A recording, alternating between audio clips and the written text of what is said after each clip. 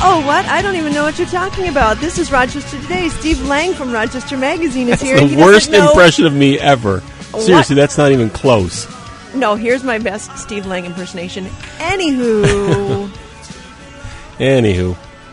First of all, you ditched us first. That doesn't sound right. You did not show up for your July show, and luckily, Andy Brownell figured it out in advance. That doesn't sound like me.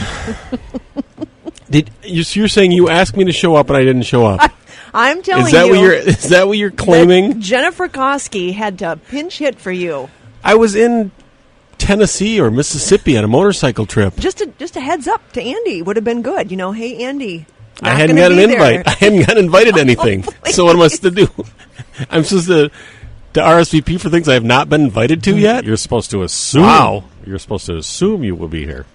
It's about 30%. The second Wednesday of every month is always really? Is it? You. Like 12 years. Should we look back on that? I think we should. Yeah, we should. Maybe we should reconsider it, Smarty Pants. 30% of second Wednesdays. Please. Please. So then last month, Andy was on vacation. It ended up that I could extend what I was doing for a day. So then I like it. Hey, yeah. He ditched us last month. Let's ditch him this month. That was probably his favorite show ever. You guys are so petty. Yeah, it was. You It and rocked. Brent Ackerman. The phones were ringing off the hook. People loved it. It was crazy. It's all I've heard about. Actually, what you've heard about, evidently, is last night's column. Yeah, you never know what's going to resonate with people, but I'd written about my son. Hold on. Andy, did you read it? I read the one that's in this month's magazine. Oh, no. Then continue. I didn't read it. So I had written about my son, Henry, who for 3 years ago, my wife was on the deck shaving his head, and he had already kind of shaggy skateboarder hair, and she had shaved the right side of his head, so perfectly down the middle, was completely shaved, and he said, hey, I want to go look at it. And then he came back and asked the one question no parent with a kid with half a head of hair ever wants to hear, and that is, can I go to school like this? And we're like, ugh. And instantly, you kind of wins, because you're just like, oh, it looks so ridiculous. And Lindy and I are looking at each other like, okay, why not? Figuring it'll last 3 days. Or he won't even make it. Like tomorrow morning, he'll say, shave it before I go to school. That came up. I forgot about that. But Lindy had said when he went to bed, he'll get up in the morning and look at it and say, just shave my head. Thought it'd last 3 days tops. It lasted 3 years. 3 years. And you saw him. So at some point, I still can't believe he did it. The back of his hair on the long side was probably 2 or 2.5 feet long at one point. I mean, it was well down to the middle of his back. It was crazy long and beautiful because he did. I saw him once. I said, is that Lange's kid? Yeah. Yeah, that's how you knew. But unlike a girl who is constantly putting products in her hair, his hair was beautiful because it never had anything on it. Just let it grow. And Lindy was it's like, of all the kids to waste beautiful long hair on, it's our son, It's only half his hair. Half his hair. Did he continually have the other half shaved? Yes. Pretty much. Like, he'd let it grow for maybe a month or two and then have it shaved. So what the key was is when you winced. That probably was. Probably. I don't know. That's not really how he is, though. He's not. He didn't care. But so for 3 years this has gone on, and he has put up. It's been really cool in some aspect. I mean, you get the people who you're walking by and they're making the snide comments or the. But then we also had some really cool moments. There was a baseball team a couple years ago when he was on, and some new kids came and instantly are teasing him. What are you, half boy, half girl? And he's like, yeah, whatever, and then they wouldn't kind of let up. And then a couple other kids stood up and were like, you know what? He's got the coolest hair ever. I wish my parents would let us do that.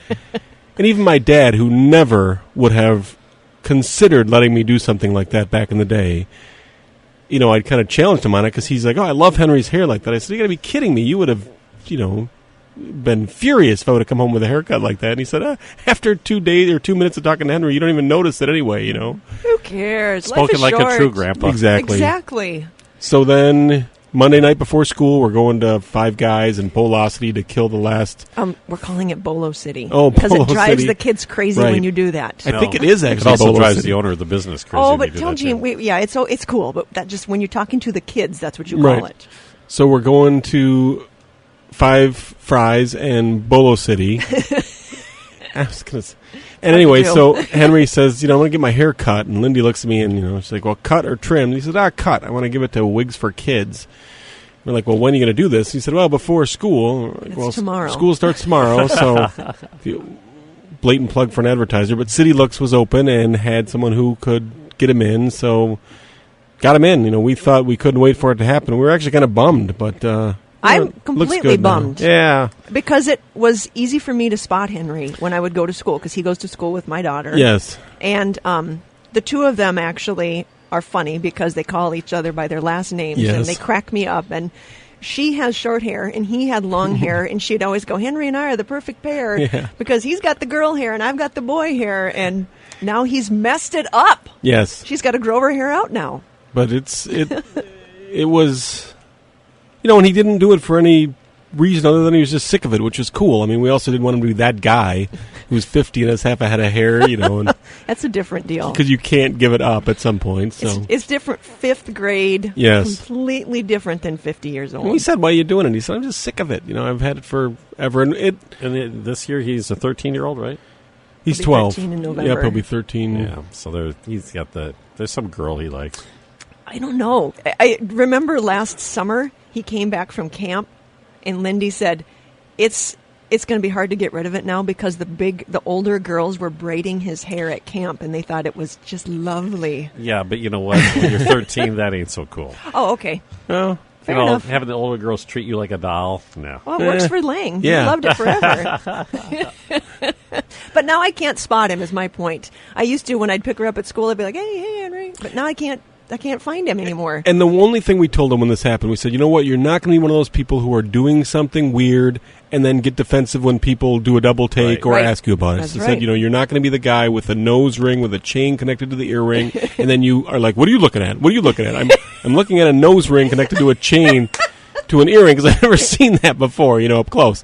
So we just told him that. We said, you know what, you're not going to, because you're going to get mistaken for a girl. You're already a 12, or at that time, 10-year-old boy. You get mistaken for a girl anyway, let alone if you're a 10-year-old boy with 1.5 foot long hair. So, and he did. I mean, we have one elderly neighbor who to this day did not believe Henry was a boy. I mean, just refused to believe it. And there were so many times, I said we were at a baseball game, and he had slid into second for a double, and they called him out, and the guy next to me turns to me and says, she was safe, she was safe. She was. Like, yeah, I think she was. Well, I'm glad that he did Sexists. it. I'm glad that he did the donation to the, the Locks of Love or Wigs for Kids. There's a couple of different ones that you can do it for, and maybe now that'll be his new deal. Grow it all out, cut it off. Just grow it all out, not half out, right? Yeah, exactly. We'll see. I mean, I'm sure there'll be something next, but right now he looks like a normal 12-year-old boy. Well, and when you said he didn't get to be defensive, he did in pure Lange fashion just have smart aleck comments. Every time someone asked him why he did it, he just would say with a straight face, the barber only charges us half as much, and then just stand there. Well, that's good humor. It was, but people were confused. That and is annoyed. the kind of kid that he is. He's a total Lange through and through. It's 10:19. Steve Lange from Rochester Magazine is here. We'll talk about the newest magazine coming up, KROC-AM. From Mystic Lake Casino. Fixed. How about fixed martial arts? Mixed martial arts returns to Mystic Lake Friday, October 10th with Resurrection Fighting Alliance 19. Don't miss a night of nonstop in-your-face action. Get tickets now at mysticlake.com. Overcast with scattered thunderstorms likely and 64 tonight. Cloudy, windy, and 44. Tomorrow, cloudy, 57.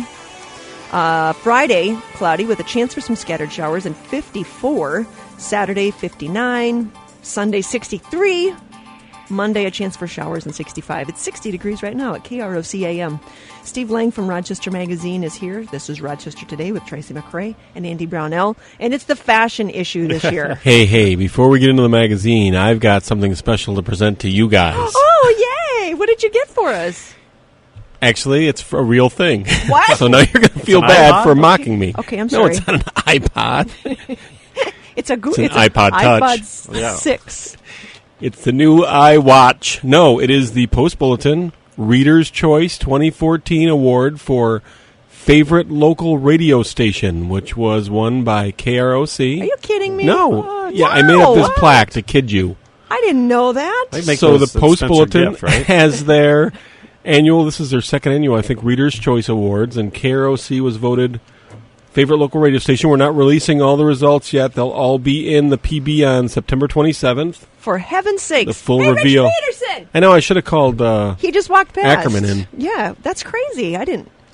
Wow, Steve. Thanks. So now how do you feel for mocking me for saying I was bringing something special for you? Well, it's probably KROC FM. But we'll just claim it like it's AM. We don't care. It covers all of us, right? I think it was both. That's great. Thank you. Yes. Well, Wow. So when do we yeah, he's going to make you redo it. Yeah. What? So that he can Here, record it and hold put it that up. Show everybody your thing, and then we'll put this up. What? Oh, no. Got to put this up on the YouTube site. The YouTubes. Facebook, YouTubes, it's all the same. You got to look around for it. Okay, that's Okay. fantastic. When do we find out about the other winners of the Saturday, People's Choice? September 27th is the full reveal of Reader's Choice winners We get the scoop in by the Post Bulletin. Yes. 2 weeks? Yeah. That is, now I do feel bad. Yeah, you should. Can I you go back mocked to- me when I can I started go the back? show with that horrible. Steve Lang impersonation. You have guilt. I'll go back to mocking now. It's what the people like. The fashion issue does not feature you. No, it doesn't. It's Maybe a next surprise year. this year. Usually I'm the cover of the fashion issue. It just been so much. It's like Oprah. I'm just on here all the Right, time. so. exactly. Yes. So actually, it's a really cool story.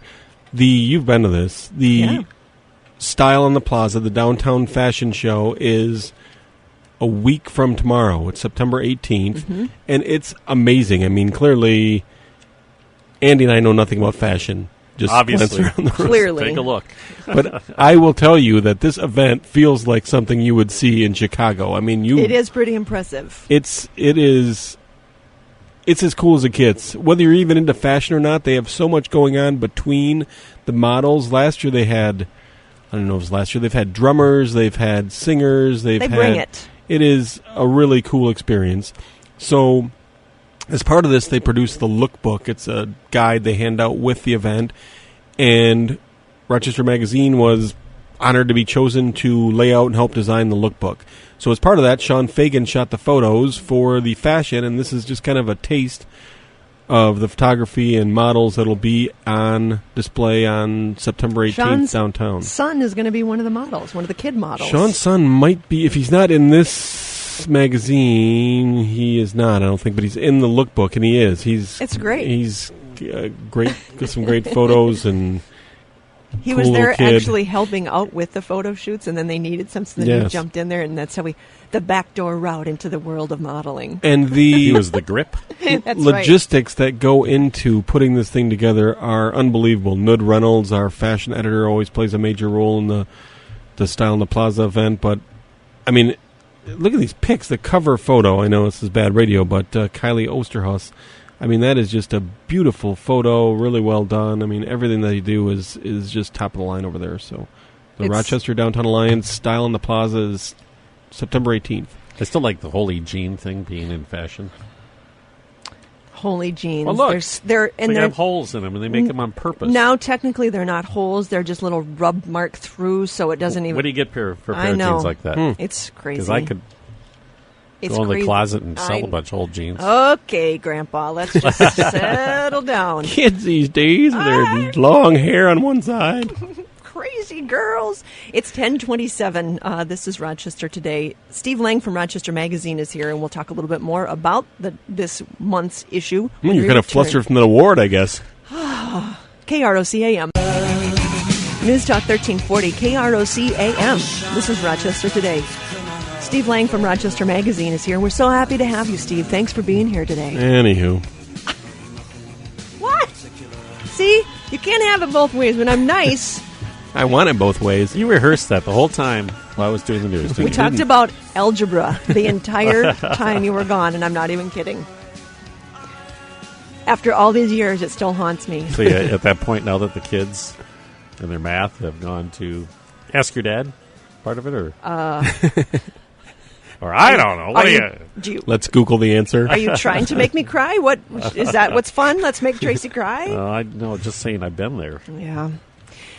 Other things besides fashion that are in this month's Rochester Magazine.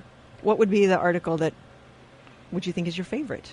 You know, the Marv Sapala piece I thought it was one of those. We thought it was going to be kind of a shorter Q&A piece. We had someone say, "Hey, check this guy out. He's a nationally renowned expert on addiction, and he speaks on various TV shows all the time. You'll probably start seeing him now on CNN or wherever else, especially when a celebrity has struggled with addiction after a suicide like Robin Williams." So, not really knowing the story that well, when I got the story back, Marv Seppala was one of the first, if not the first, adolescents treated at Hazleton, which is now Hazleton Betty Ford, the addiction treatment center. And at that time, I think the only one might have been in the cities. But so this is a guy from Stewartville, grew up just in an atmosphere where he was drinking and doing drugs all the time, was admitted to Hazleton at 17, and now 40-some years later, he is the chief medical officer at Hazleton speaking on addiction. I mean, it's a really cool story, and he's got this great piece about he basically living out of his car, kicked out of his house, came to Mayo, lied in his job application, got a job, which probably wouldn't happen today. And then even when he came clean and they realized that he'd lied in his job application, the doctors who had taken him in, he was like a lab tech. He thought he was applying for a janitorial job, ended up as a lab tech. The doctors who took him in, who are two very well-known Mayo docs, had said, you know what, we see something in you. A lot of this wasn't in the story because we didn't have space, but they started bringing him to meetings, asking his opinion. He's a young kid at that point, 19 or 20 years old, just out of addiction treatment, still an addict. That's the most amazing part. And he said these guys who are world-renowned doctors in their field had given him the time of day. And he said that alone made me feel worthwhile. And that alone was what moved him to get into being in the addiction field. So he said he was always complaining about addiction treatment. And these guys said, then do something about it. You know, you're a smart kid. Do something about it. So he focused the rest of his life on better ways to treat addiction. You know, the key to that is he was a teenage kid, and with all the troubles he had, I thought it was a really good article, and that he was able to recognize that somebody cared. Because that's the hardest part, I think, for a lot of folks who are in that kind of state, is that you have all these people who do care about you, and that they somehow discount the assistance that is available to him. And this guy was able to recognize it at a key time of his life, and it changed everything for him. And I talked to him on the phone, and he came across exactly on the phone, and I know the writers did the same thing as he did in the story. The guy was so almost California laid back, not quite to that degree, but just very even-keeled, kind of quiet, level-headed. I mean, you know, you can see him being the ideal person, having been through it, and his demeanor now, to deal with people who have addictions. He's a listener, and he's giving real advice. I'm just thinking about if you're a family that is thinking about putting someone in Hazleton, you're talking to him, and he goes, yeah, I used to be a patient here. And they go, okay. And, you know, he didn't want to play that up too much, but how much gravitas does that give you to be the person who has been through it, and he knows exactly what you're talking about, and he might have been through it worse and at a younger age. I mean, and now I'm the chief medical officer. I'm on, you know, Oprah and talking with Dr. Phil, and this is a guy who, talking about, you know, walk the walk. I have never met a person who works in this field who wasn't, and that's not fair because obviously I haven't met every person who works in this field. I'm sure there are many who this is not their experience. But the ones you know who have. The ones I know, and they're not, it's not just a handful. Sure. All had previous problems, and that's how they got into the field in the first place. That's what drew them toward it. And I would have to say, if part of what you are charged with the rest of your life is to remain sober, working in that environment might be something that would help that process along. Because if you stray too far away from the whole thing, maybe it makes it harder.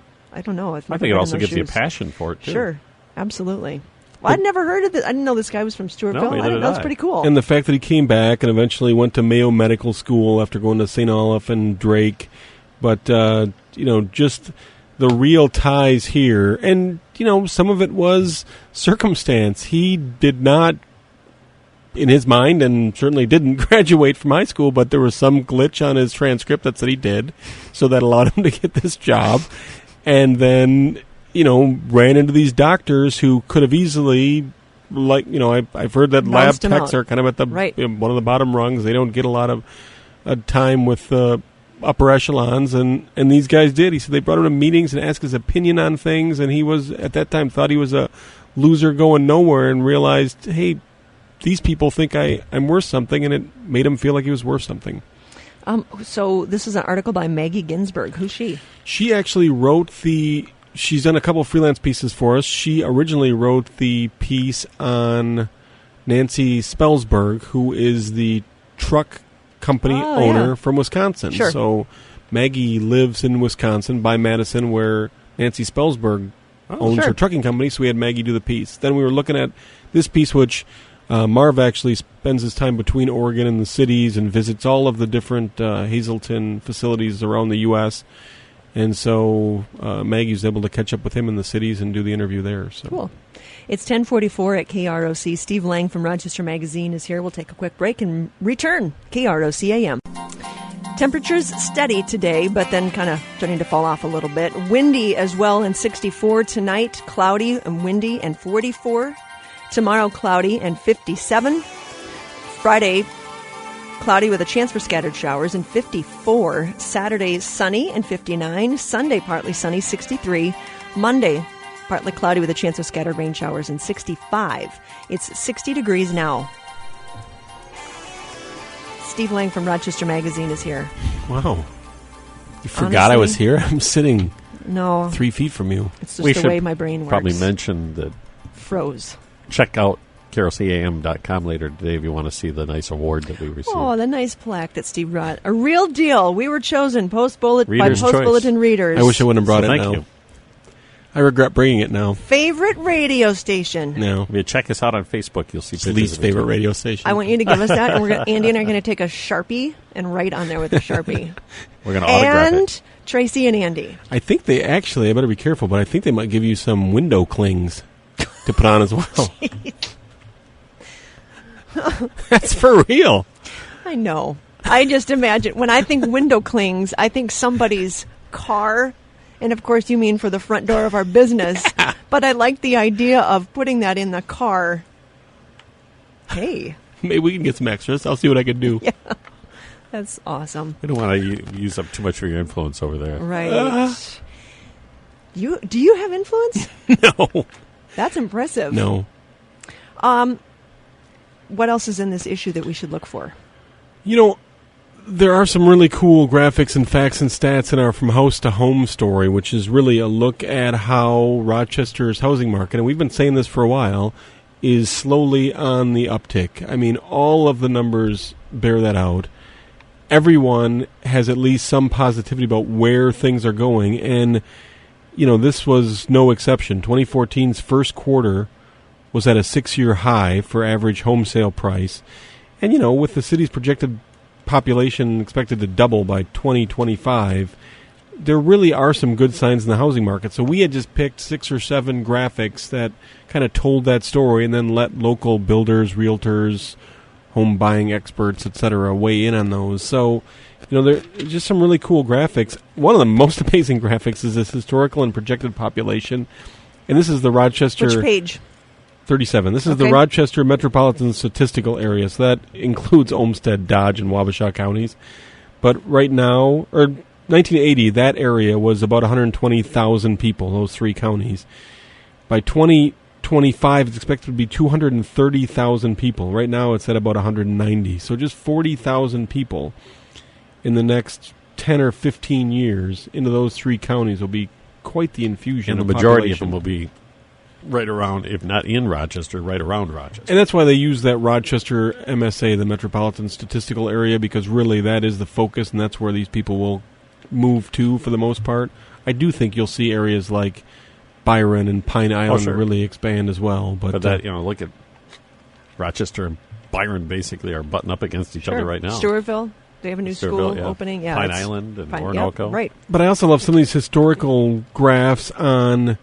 So this one's new listings by month and closed sales by month. And year to year, you can see the trend that the highest number of new listings and closed sales really fall in March, April every single year and have for the past 5 years. It's just, it's a cool trend to look at buying or selling your house. And the absolute low point for every month is December. January, December are the absolute low points. Then April, May are the absolute high points for new listings, closed sales. Who wants to move number one in the dead of winter or in the holidays? It is. It's cool when you look at the historical numbers for that it just held true in that for every year for really the past 20. But just a lot of really good signs that that the Rochester's housing market is on the upswing. One of those freaky little statistics that I wasn't even aware of, that I always knew that Rochester had this kind of weird twist as far as housing was concerned because of when the residents move in and out of the city, because of their little 3-year cycles that they go through. But there's also another one that occurs in February dealing with nurses. Oh. And that was Matic Management when they come in on Monday. Sure. Tom Hill, he had that one in his little statistic book, that they actually have to try to figure out a way to reserve a certain number of vacant apartment units during that time of the year because there'll be this influx of new nurses. Well, they're hiring nurses like gangbusters. But it must be right now. a time when there's a graduation class or something like that. Interesting. And I love this stupid little stuff. Like if you go to REDI, RAEDI, the Rochester Area Economic Development Initiative, is it? Anyway, they list $1 million plus permits for Rochester's for every quarter. So you can go through and see the commercial and residential permits over $1 million, and they've got some pretty specific listings. So it's like, addition to Falwell Elementary School, structural shell for the new Shields store. You can actually see who has applied for what $1 million plus permits over the next quarter. It's a really interesting little tidbit that you can find on REDI's website. And odds are Mayo will be responsible for a big chunk of them. Mayo Diagnostic 5. Well, heck, when they remodel offices, it's over $1 million bucks. Absolutely. New gas station, Holiday Store in Hilton Hills Drive Northwest. You heard it here first. Hey, let's talk about your 10 or so questions with Ted. You said 10 or so questions. 10 or so. Galati? Huh? Yes. Yeah, sure. So I'm a writer. I don't really hear a lot of the names. What I hear is that fright at the farm makes you cry like a baby. Is that what you're telling me? Oh, man. So we actually are running a little blurb on Fright at the Farm for next month as well. But this thing, I've never been to it. It's so well done, and it looks horrifying. I have heard from people who do go that you either love it or this was not for me. This was way too scary, and I cannot go back again. Yeah. And there is no questioning the effort put into it. So we had seen the photos. I mean, it is, even the photo in our 10 questions, you look at how he is dressed, Ted Galati, yes. And the tombstones around him. He has a hearse that he takes out there. It is the most in-depth. It's at Stapple Farm, so you're going to see some historic buildings as well, but it's historic buildings filled with zombies, and there's new this year is I think it's the Clown Bus Tour, which sounds like it's for kids, but I'm guessing it's not. A clown bus tour? Yes. You're just making that up. I am not making that up. Because Tracy's here. Do not in fact, I gotta find get this around about I that. am not kidding. It is where is it? Oh, zombie clowns? Even worse. I think they're real clowns, and I saw some real clowns. And the clowns will come and arrest you for a crime you did not commit. No! It sounds like it'd be kid-friendly, but I don't think the clown horror bus trip is I think for that kids. they have kid-friendliness when it's daylight hours. They do, and they really stress that because they stress throughout that this is not for the faint-hearted. This is a real horror event, but then they have called lights on programs. They're like at 5 or 6 o'clock, and they have a few of those where the kids can come. The clowns are more like laughy clowns. It's okay when you are, you have a child, we can't do it. But there's something about when people go, come to this with me, and I say, I don't want to. And they say, why? And I say, because I'm afraid. I want to sleep tonight. I don't appreciate my heart beating so fast and just waiting for something to jump out. I don't get people who do. Okay, so I don't like roller coasters either. I just got yesterday an email from someone telling me I needed to experience this. It is a horror camping event. So you go camping. Oh my gosh. And then they have actors come and attack you or whatever in different forms What's throughout the night. What's wrong with us? Throughout this the is night. Not okay. It's wildly wildly popular. It is now touring around the country. It started in L.A. It's now a tour around the country, and I signed up. So you can experience so you can most consider people the most horrible thing that you could Friday experience. the 13th. Yes. Jason. It's Camping with Jason. Yeah. This is an Yikes. extension of the video games. Now you have to. It's reality. It's not good, people. My kids are terrified of that sort of thing, so I get to avoid most of it. But we went to the Dells, and they have the Top Secret, Right. upside-down house set Right. up as a horror house every year. And we went through that, and it was a clown, was chasing Henry, and this was like 2 years ago, so he was like 10. He was like yelling, get out of here, get away from me, running away from this clown, yelling at him. But there was a lot of people jumping out of a lot of corners. Rochester Magazine is on stands now. Look for the pretty lady on the cover. It's the fashion issue. Thanks for being here, Steve. It's just a pleasure to be part of the favorite geez. local radio station as voted on by Rochester Post-Bulletin readers. KROC-AM.